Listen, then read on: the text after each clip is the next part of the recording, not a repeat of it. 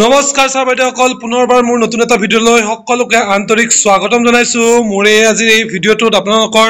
যিসকল কেণ্ডিডেটে জিটি আৰু PGT TET দিছিলে যোৱা 19 জানুৱাৰী তাৰিখে হৈ যোৱা জিটি আৰু পিজিটি টেটৰ এই এনসাৰ কি যেটো কোৱেশ্চনৰ এনসাৰ কি হে এনসাৰ কিটো আপোনালোকৰ অফিচিয়েল ওয়েবসাইট madhyamik.assam.gov.in ত প্ৰকাশ হ'ব কেতিয়া প্ৰকাশ হ'ব এই তাৰিখটো হৈছে 4 ফেব্ৰুৱাৰী 2025 তাৰিখে আপোনালোকৰ অফিচিয়েল এনসাৰ কিটো আহিব গতিকে বন্ধু বান্ধৱী সকল লগতে ছাৰ বাইদেউ সকল শ্ৰদ্ধাৰ শিক্ষাগুৰু সকল আপোনালোকে অফিচিয়েল ওয়েবসাইটটোত গৈ আপোনালোকৰ এনসাৰ কি চাব পাৰিব যেটো 6টা সেটত আপোনালোকৰ এনসাৰ কি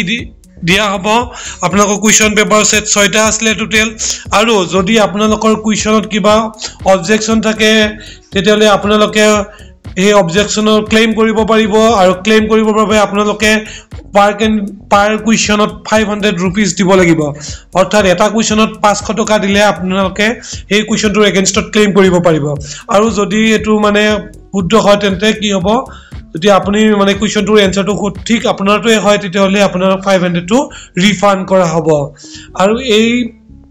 প্ৰসেসটো কেতিয়া আৰম্ভ হ'ব এই প্ৰসেসটো আৰম্ভ হ'ব 4 ফেব্ৰুৱাৰী 2025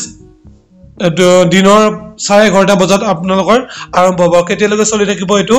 20 ফেব্ৰুৱাৰী তাৰিখলৈকে আপোনালোকৰ কোৱেশ্চনৰ ক্লেম কৰাৰ প্ৰসেসটো চলি থাকিব আৰু বন্ধু বান্ধৱীসকল এই ওয়েবসাইটটোত জনোৱা হৈছে যে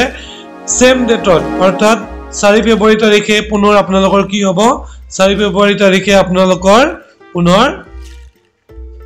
11:30 বজাত এনসাৰ কি বিলাকো প্ৰকাশ হ'ব গতিকে বন্ধু বান্ধৱীসকল এইটো হৈছে